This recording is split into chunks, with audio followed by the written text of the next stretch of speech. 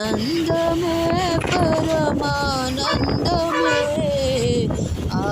ఆశ్రయపురమైన యేసయ్యా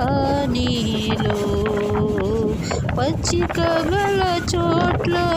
పరుండ చేసితివే జీవజలములు త్రాగనిచ్చితివే పచ్చిక గల చోట్ల పరుండ చేసితివే